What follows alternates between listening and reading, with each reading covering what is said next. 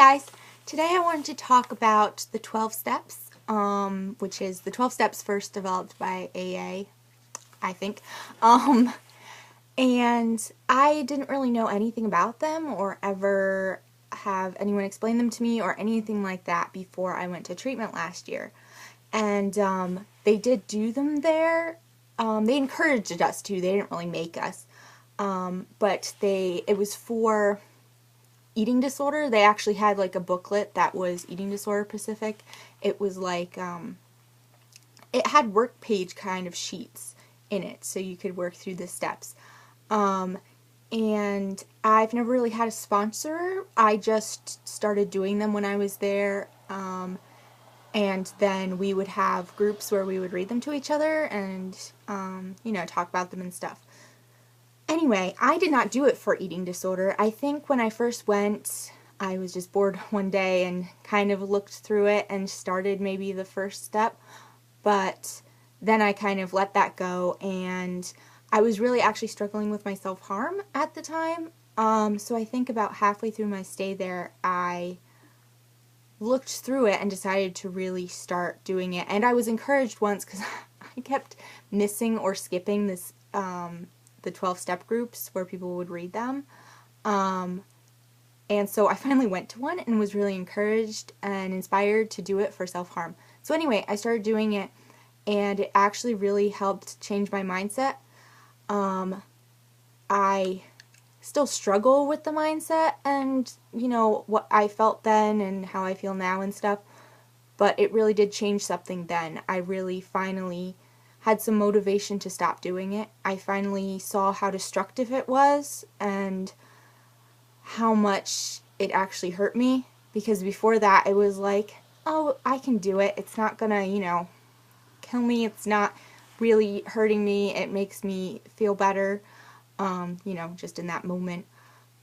But I finally did it, and I remember being very emotional actually and crying a lot when I first did it because I finally felt sorry for myself. I finally kind of was like, oh, I did this, I hurt myself, like if I hurt another person like that, I would feel so guilty and so sad and, want to apologize and make it up to that person, but I never felt that way towards myself, and I was able to feel that. I don't always feel that, it goes back and forth, but it was the first time I actually felt that. So anyway, when I was there, I did the first 3 steps, which are: we admitted we were powerless over self-harm and that our lives had become unmanageable.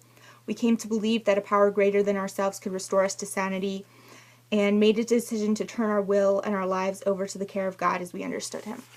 So when I first did the first one, like I said, I was really upset and sad and felt absolutely powerless and, kind of hopeless for about 2 days. And when I was there, I had friends, some of the other girls that were with me that had gone through the 12 steps, some of them for substance abuse mostly, I think.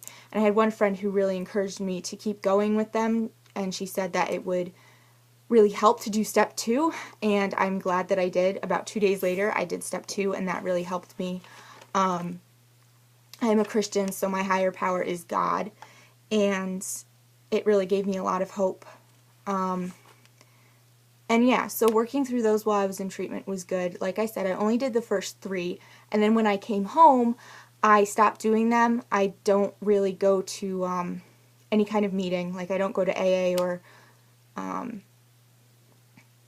there's lots of different ones. I can't even think of them right now. And I think I had mentioned it to my therapist, and probably if I had asked her to, she would have helped me go through the rest of the steps. She has a background in substance abuse, actually, and knows a lot about it. But anyway, just recently in therapy, we kind of uncovered that I have a lot of guilt about my younger sisters, just how I've treated them through the years and how I've always felt that I wasn't a good big sister. So I'm not doing exactly the 12-step way, and I don't even remember, I don't have them written down, what the, phrase is, but I'm doing the, list of wrongs and the amends right now. Actually, in 2 days I'm supposed to have family therapy, and I'm going to do it with my therapist and my two sisters just because I'm too anxious to do it by myself. So anyway, I just wanted to share that I think it is a helpful thing. I didn't really give it any credit or anything before I did it, and it really surprised me how much it helped.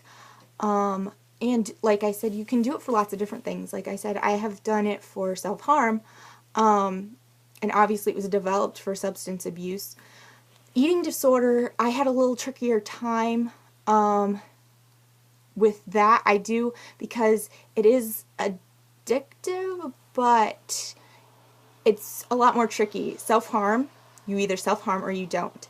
And when you're not doing it, that's good. When you do it, that's bad, kind of thing. But eating disorder, obviously behaviors, but it's not like you can just say, I'm never going to eat again. Like, that is behavior. Or you can't say, I'm just going to eat a lot, because that could be a behavior for someone too. I mean, things like purging, obviously you can just say, I'm not going to do that ever again, and you can stay clean from that, which I have been able to do.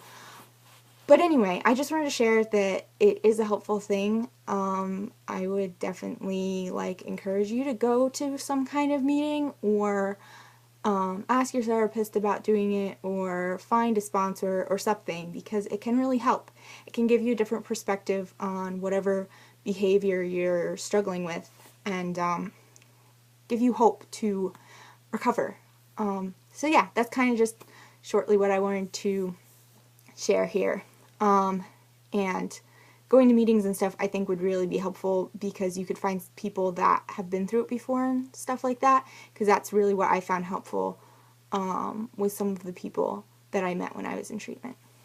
Okay, talk to you later.